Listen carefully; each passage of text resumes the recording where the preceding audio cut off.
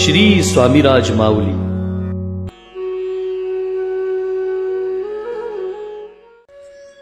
आपल्याला आपले आई वडील बदलता येतात का? नाही ना.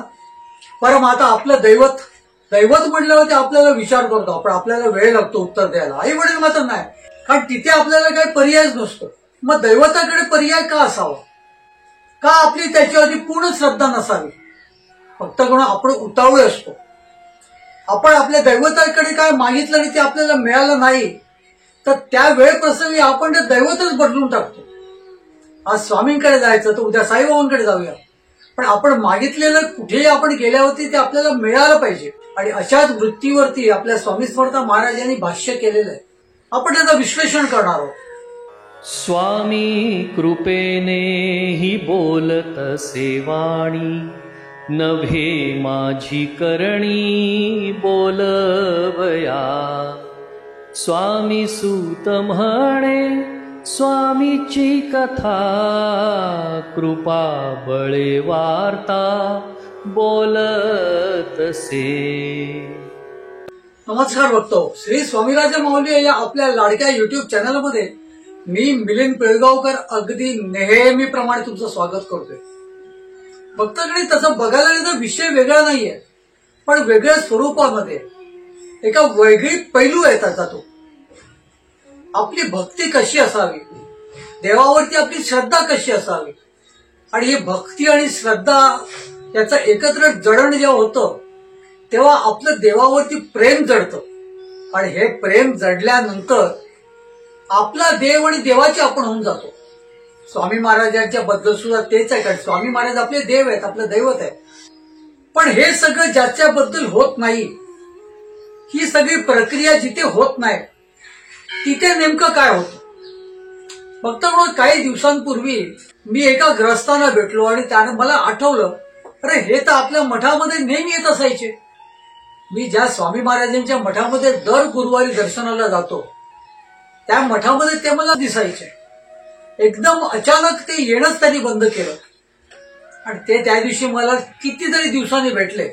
मी त्यांना विचारलं, काय झालं, तुम्ही आता हल्ली मठात येत का नाही आहात? तेव्हा त्यांच्याकडून मी जे ऐकलं ते खरोखर हास्यास्पद होतं. ते म्हणाले, पिळगावकर एक गोष्ट सांगू का, तुम्ही कसे महाराजांकडे जाता मला माहिती नाही, पण मला मात्र महाराज तुमचे लाभले नाहीत. महाराज लाभले नाहीत म्हणजे नेमकं काय घडलं तुमच्याबद्दल? तेव्हा त्यांनी मला सांगितलं की मला खूप त्रास होते, खूप विवंचना होत्या, खूप मी कंटाळलेलो आणि अजून सुद्धा माझी परिस्थिती तीच आहे. आमच्याकडे अगदी परंपरागत ती शेगावच्या गजानन महाराजांची भक्ती चालते. शेगावच्या गजानन महाराजांच्याकडे डोकं आपटून सुद्धा काही कामं होत नाहीत. शेवटी अखेर मी कंटाळून स्वामी महाराजांच्या मठात यायला सुरुवात केली. स्वामी महाराजांच्या मठात यायला सुरुवात केली काय, माझ्या विवंचना, माझे त्रास सगळे वाढत गेले. मला कळलं नाही नेमकं, तरी मी अगदी तग धरून काही दिवस बसलो. मी असा विचार केला की आज ना उद्या आपल्या सगळ्या विवंचनातून आपण मुक्त हो. पण ते होणंच लांब. दिवसेंदिवस माझ्या विवंचना, माझे क्लेश, माझ्या कटकटी सगळ्या वाढतच गेल्या. तेव्हा मला कळलं महाराज काय आपल्याला लाभत नाहीत आणि मी महाराजांकडे येण्याचंच बंद केलं. थोडंसं हास्यास्पद वाटते की नाही, पण भक्त लोक ते सर्वजण आपण तेच करतोय. आपण सुद्धा आपल्या दैवताशी एकरूप कितीशे आहोत हा खरोखर आपण कधी विचार केलाय का? पण हेच बहुतेक लोक आपल्यापैकी करतायत. त्याला माझा एक प्रश्न आहे, देवाने तुमची कामं करावी, देवाने तुम्ही मागितलेलं ताबडतोब द्यावं अशी तुमची अपेक्षा का म्हणून असावी? आज मी ती स्तोवर तुम्ही देवाला आवडेल असं काय केलेलं आहे? आणि केलं जरी असेल तरी देवाने तुम्हाला तुम्ही मागताय ते योग्य आहे की नाही हे प्रमाणित कोण करणार? तुम्ही करणार, कारण तुमच्या तर त्या मागण्या असतात. मग अशा वेळेला देवाकडून तुम्हाला जर एखादी गोष्ट मिळाली नाही, म्हणजे उदाहरणार्थ महाराजांकडे आपण एकसारखी एखादी गोष्ट मागतोय पण ते आपल्याला मिळत नाहीये, याचा अर्थ उद्यापासून आपण महाराजांच्या मठात येणंच बंद करून समोरच्या राम मंदिरात जावं का? पण राम मंदिरामध्ये गेल्यावरती सुद्धा तिथे कोण आहे? आपल्याला ह्याच्याबद्दल आपण विचार कधीच करत नाही.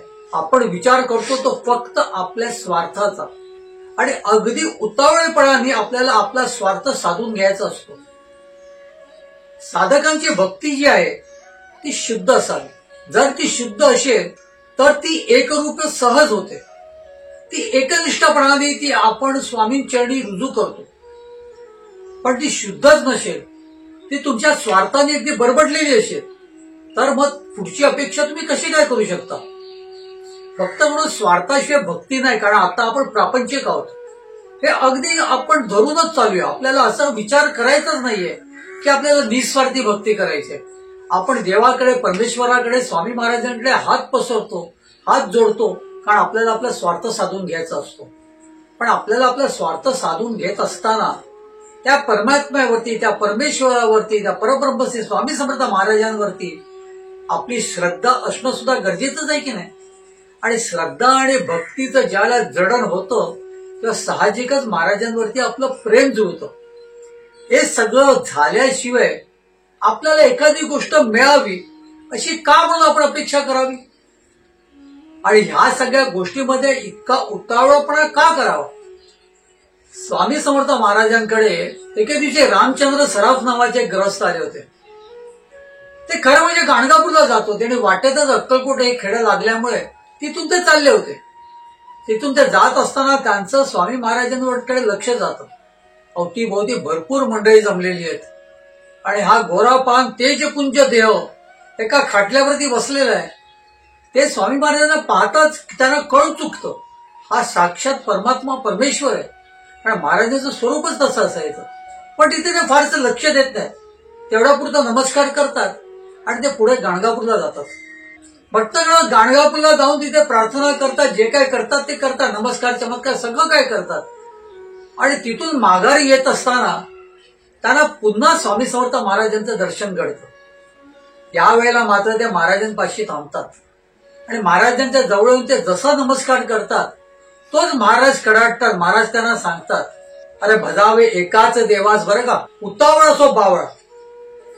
बाजूला बसलेल्या भक्तगणांना, बाजूला बसलेल्या सेवेकरांना महाराज त्याला हे का असं सांगतायत हे मात्र कळत नाही. पण महाराज सांगतात म्हणजे त्याचं काहीतरी कारण असेल हे ते सर्वजण जाणून असतात. स्वामी महाराजांच्या त्या ब्रह्ममुखातलं ते वाक्य ऐकून तो ओशाळतो, तो लाजतो आणि तो महाराजांच्या चरणी नमस्कार करतो. हा रामचंद्र सराफ खरा बघायला गेलं तर राम उपासक. प्रभू रामचंद्राची उपासना त्यांच्याकडे पिढ्यानपिढ्या चालत होती. खुद्द त्यांच्या घरामध्ये सुद्धा रामाची एक मूर्ती असायची. पण त्या राम उपासनेमध्ये त्यांचा कुठलाच स्वार्थ त्यांना साधता आला नाही. त्यांना त्यांच्या आयुष्यामध्ये कसलीच अनुभूती सुद्धा आली नाही. अखेर कंटाळून त्याने असा विचार केला की रामाची आता उपासना बस करावी. एवढं आयुष्य गेलं, आपल्याला अजून काहीच मिळालं नाहीये, आता आपण दत्तात्रयांकडे जाऊया. म्हणून ते दत्तात्रयांकडे गेलेले असतात.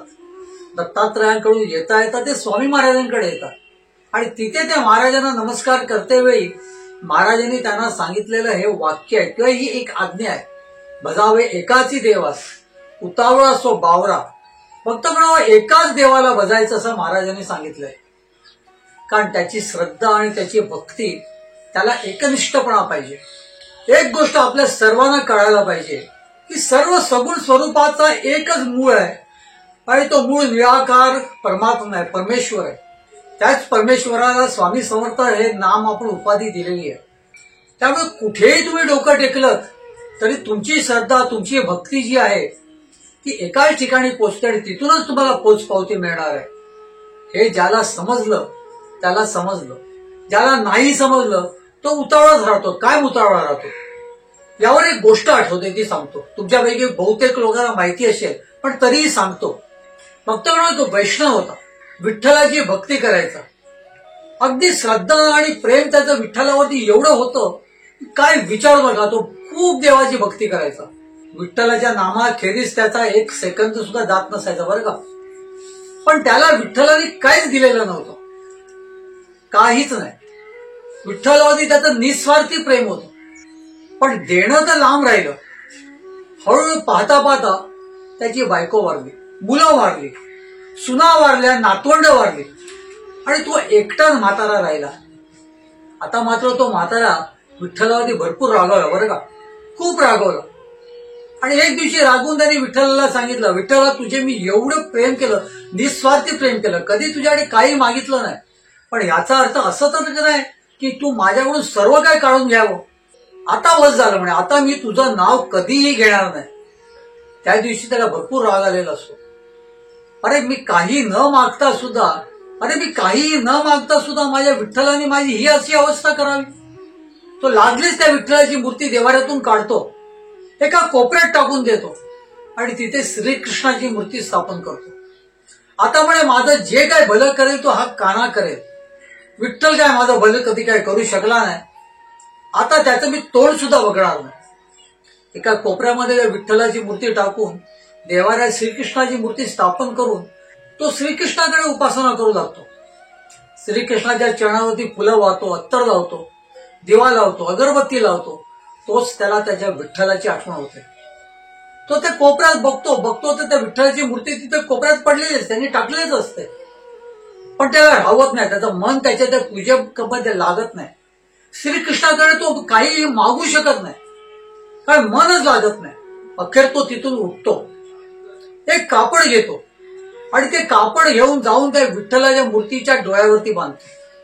आपण श्रीकृष्णाची पूजा करतोय खरी, आपण श्रीकृष्णाला विठ्ठलाच्या जागेवरती उभं केलंय खरं, त्याची स्थापना केलंय खरं, पण त्याचं विठ्ठलाला वाईट वाटू नये.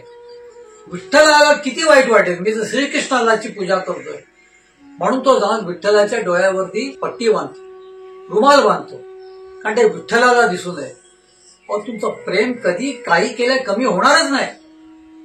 भक्ती आणि श्रद्धा याचं मोजमाप अगदी व्यवस्थितरित्या प्रभू चरणी जेव्हा तुमचं ते पोचतं, तेव्हा नकळत तुमच्या मनात तुमच्या स्वामीरायांबद्दल आणि स्वामीरायांच्या मनात तुमच्याबद्दल एक प्रेम जडतं. हे एकदा प्रेम जडलं ना का आपण आपल्या दैवताला समजून घेण्याचा प्रयत्न करावा. जसं वेळ प्रसंगी आईने आपल्याला एखादी गोष्ट मागून सुद्धा दिलेली नाहीये, कारण ती आपल्या हातात मिळणं, आपल्या हातात ती येणं योग्य नव्हतं, आपल्याला ती घातक होती. म्हणूनच आपल्याला आईने ती वस्तू दिली नाही. पण आईच्या बाबतीत पर्यायच नव्हता, त्यामुळे आईवरती आपलं प्रेम जडतं. इथे आपल्याकडे पर्याय, आपल्याला इथे वेगवेगळे देवताची स्वरूप दिसत आहेत. आज रामाचं देव, उद्या कृष्णाचं देव, उद्या स्वामींचा मठ, परवा श्री गजानन महाराजांचा मठ. ही जी दैवत जी आपण बदलतो त्याच्यात नेमकं होतं काय, त्या उतावळापणा जो काय आपण करतो त्याच्यामध्ये नेमकं होतं काय, तर आपलंच नुकसान होतंय. आपण दरदर फिरत असतो आणि आपण एकाच ठिकाणी डोकं फोडून मागायचं जे असतं तेच आपण विसरून जातो. भक्ताकडं आपल्या दैवतावरती आपला हक्क पाहिजे, आणि तो हक्क जो म्हणतो ना आपण, तो प्रेमाच्या पलीकडचा असतो. श्रद्धा भक्तीचं एकत्र जडण झालं का प्रेम जडतं, आणि त्याच प्रेमाचा जो पुढचा भाग असतो तो हक्क असतो. साध्या आणि सोप्या शब्दात, साध्या आणि सोप्या याच्यामध्ये कोणालाही समजेल असं आहे. प्रेमानेच हक्क येतो. आपल्या आईवरती आपला हक्क असतो.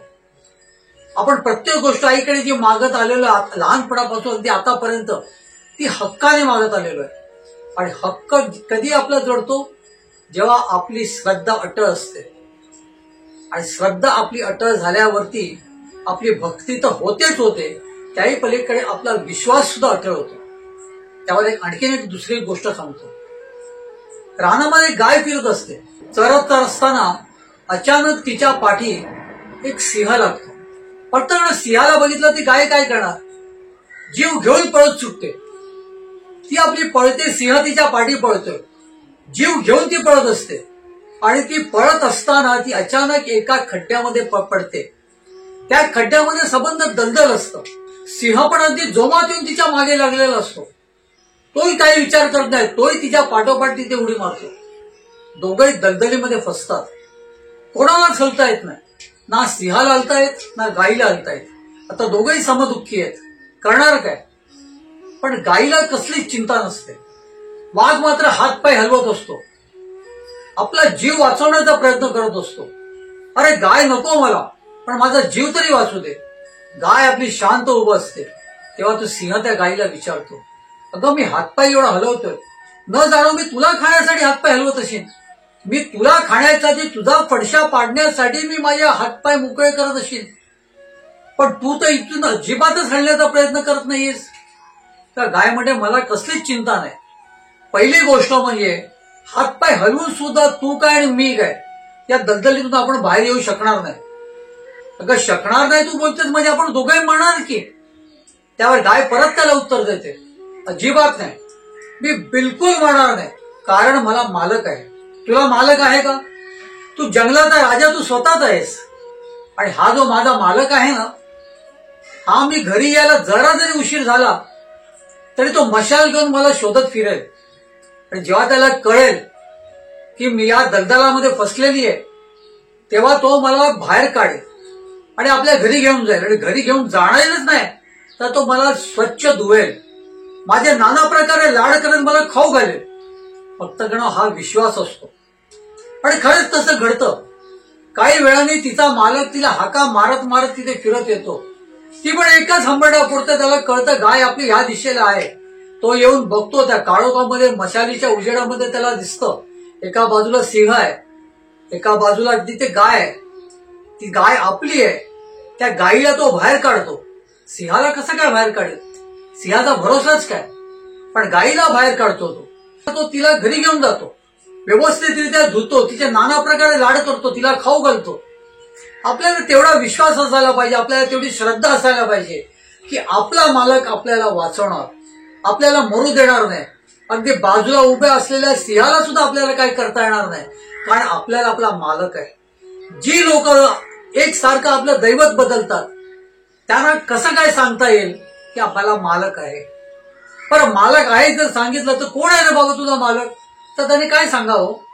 कालपर्यंत भजत असलेला विठ्ठल माझा मालक आहे का? अगदी आजपासून मी जात असलेल्या स्वामी मठातला स्वामी माझा मालक आहे का? उद्या मी जाणार असणारा प्रभू रामचंद्र माझा मालक आहे?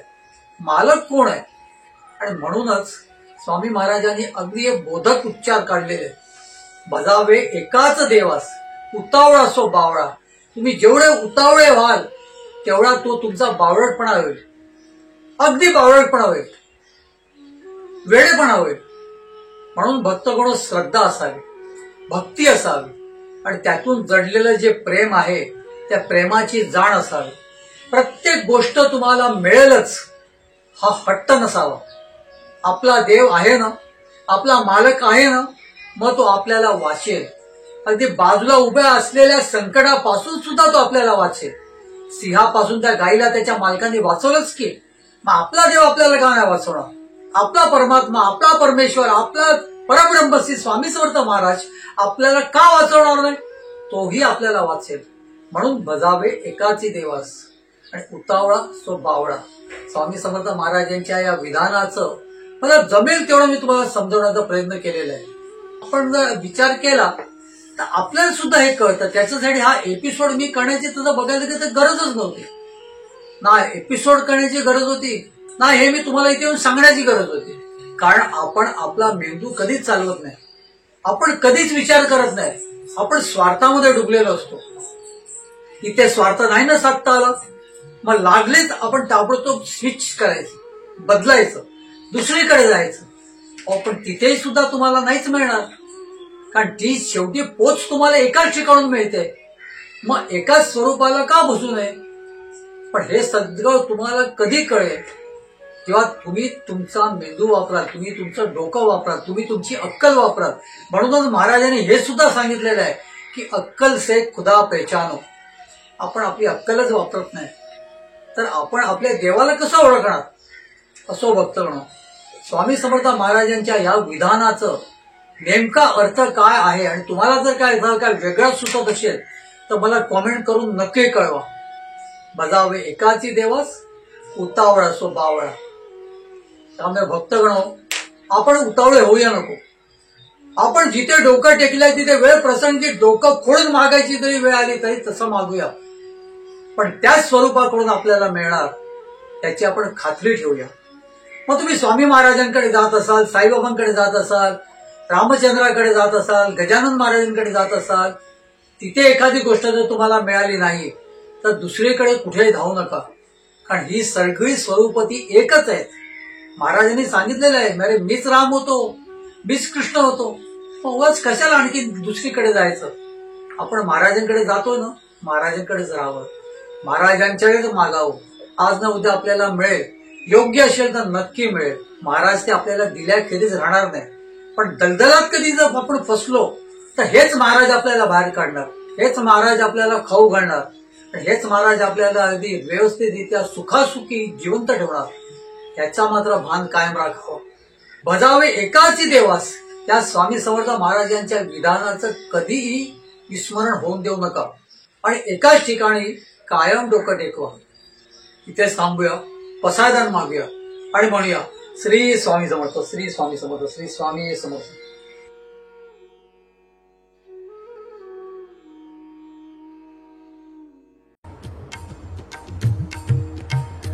स्वामी देई हेची दान, नित्य चरणाचे दर्शन, चरणाचे दर्शन, नित्य चरणाचे दर्शन. मज नको धन दारा, तुझ्या चरणी द्यावा थारा, चरणी द्यावा थारा, तुझ्या चरणी द्यावा थारा. मज ठेवावे भिकारी, सुखे करीन चाकरी, सुखे करीन चाकरी. तुझे नाम माझी जोड, मुखी राहो तेची गोड, राहो तेची गोड, मुखी राहो तेची गोड. स्वामी देई हेची दान, नित्य चरणाचे दर्शन, चरणाचे दर्शन, नित्य चरणाचे दर्शन. तुझ्या चरणी माझा माथा, ऐसे करी दीनानाथा, ऐसे करी दीनानाथा. तुझ्या नामी लागो छंद, मज द्यावे दासपद, द्यावे दासपद, मज द्यावे दासपद. स्वामी देई हेची दान, नित्य चरणाचे दर्शन, चरणांचे दर्शन, नित्य चरणांचे दर्शन. सुत मागे हेची दान, सुत मागे हेची दान. तुझ्या चरणी होऊलीन, तुझ्या चरणी होऊलीन. स्वामी देई हेची दान, नित्य चरणांचे दर्शन, चरणांचे दर्शन, नित्य चरणांचे दर्शन. मज नको धन दारा, तुझ्या चरणी द्यावा थारा, चरणी द्यावा थारा, तुझ्या चरणी द्यावा थारा. स्वामी देई हेची दान, नित्य चरणांचे दर्शन, चरणांचे दर्शन, नित्य चरणांचे दर्शन. स्वामी देई हेची दान, स्वामी देई हेची दान, स्वामी देई हेची दान.